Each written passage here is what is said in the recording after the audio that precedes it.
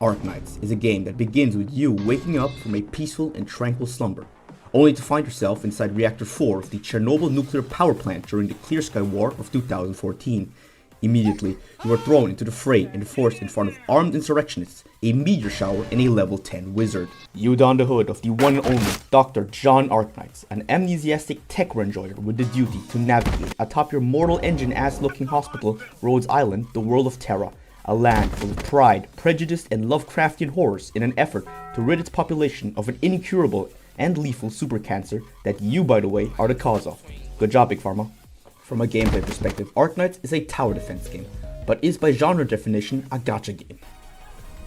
Yes!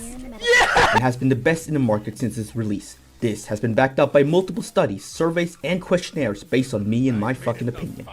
But Spraddle, I hear you say, if Arknights is so good, why isn't there an Ark 2? And to that, my dear viewer, I tell you, there is an Ark 2, namely Arknights Endfield 2, and it is quite a game. Like, wow, look at that planet, that person, that city, Factorial time.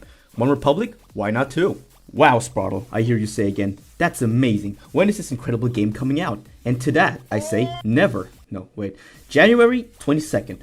But to those of you cursed with the burden of eyesight, today is not the January of 2nd, which is a problem because I want Endfield and I want it now. Therefore, I have decided to dedicate one of my university projects and my horrendously bad upload schedule to make an exponentially worse version of Arknights Endfield. Join me on this short and torturous journey as I dip my toes into the hellscape of what it means to become an indie developer. Now, as the saying goes, you can't break an egg without making a few omelets first, which in this case, the omelet represents my game and the egg my sanity. So considering that I have no prior knowledge of game design, I must first slog my way through the Unity in-game tutorial, learning the ins and outs of this widespread game engine. And so, after flying through a few rings and teaching a Roomba how to reach terminal velocity, I am now fully qualified to become a Black Ops 7 dev. But this is not enough to satiate our endless hunger, as we first and foremost require a character to freely navigate a 3D environment. That is why the next logical step that I took was to delve into a 9-hour tutorial on the basic Genshin movement system. If I hear the word state machine one more time, I will go fucking monkey mode.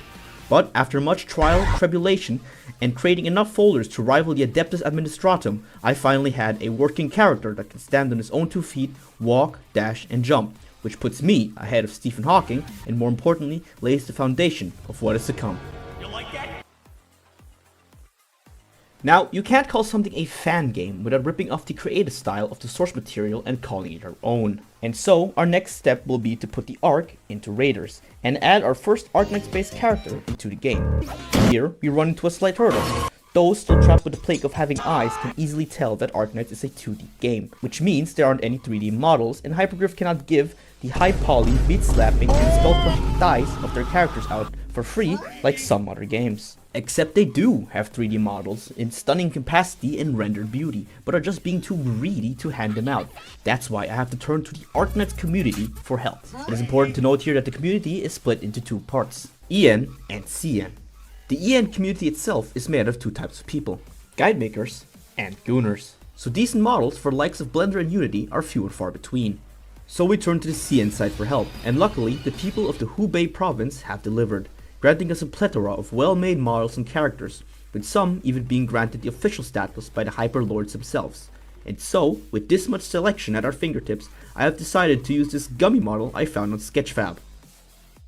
So, after exporting and downloading some animations from Mixamo, wiring up our previously established movement system, and adding an orbital follow camera, we have something more akin to your standard Gacha RPG, but flavored with 12 liters of vodka and PTSD.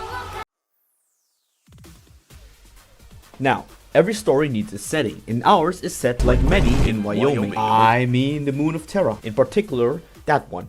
As for why and how and when, don't worry, I have an entire document based on the lore on which I will probably maybe eventually make a separate video on. Though I would genuinely like to model my own world and assets in Blender, lack of experience and knowledge in the field added up with some deadlines means I simply don't have the time to learn how to and model my entire game by hand. Therefore, I will resort to the Balkan way of taking stuff that isn't mine, which includes this free lunar landscape and these free sci-fi assets, and adding them to my project. The goal here was to create something more akin to the minimalistic yet futuristic style of Endfield, but more barren and empty, to emphasize it taking place on a stellar object. After some moving around and some landscaping, as well as adding a void-like sky with some subtle lens flare, we have a solid mood base that we can use for an area. But Spraddle, I hear you say one more time before you get taken, it looks like there's no atmosphere in the moon, and your character's not using a spacesuit, so your game looks weird and unrealistic and you should be hanged by the ankles, to which I agree. But aside from that, there is a totally valid and well-written reason to why I'm not using spacesuits, and it is all written in the lore document, and I'm not being lazy, trust me.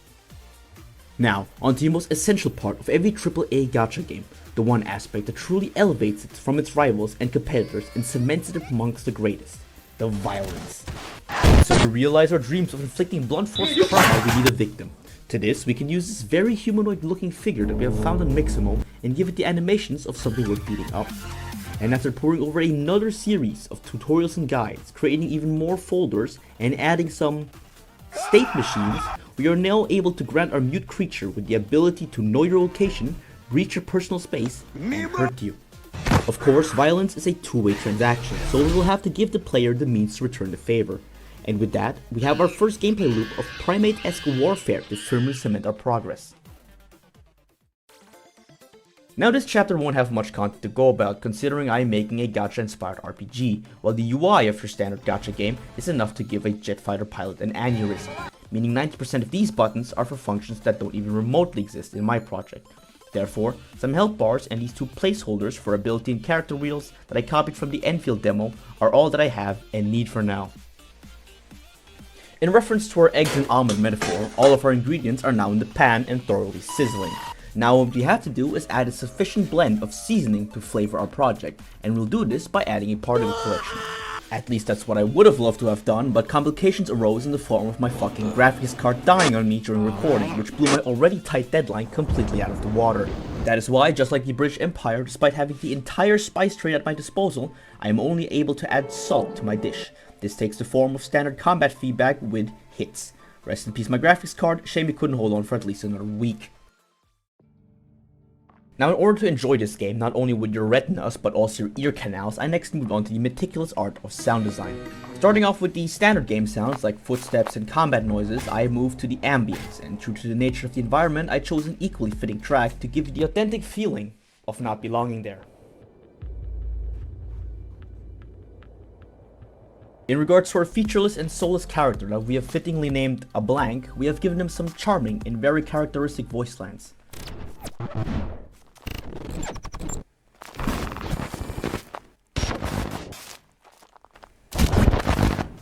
As for our Ursin comrade, I've decided to harvest her Slavic rambling from the original game in order to give the full authentic Sevastopol experience. With this trifecta of UI, visual and audio feedback, our project has finally taken a solid form and is really starting to shape up. And there we have it. After a few months of trudging through tutorials and guides of varying accents, combating MMD, chewing my way through programs that I have never used before, and spamming the Unity Discord for help and salvation, my insanity and love and passion for both Arknights and video games as a whole lies here, bundled into 2.5 gigabytes of pure recycle bin material. And at the end of it all, despite the struggles, from finding working models to making a character move properly, to my computer just unaliving itself, I genuinely had fun putting this whole thing together and making the video adjacently. I will continue to work on this game, as I can still use it to fail my second university project and further disappoint my professor. I'll try to add more characters, maybe even make my own, and improve on the overall gameplay and combat loop, though I cannot promise anything. In the meantime, before I expand on trivial things like gameplay depth and abilities, I am planning to add an actual gacha system, where you can pay me real money, so that when Endfield finally releases, I can spend it all to pull Lavatane.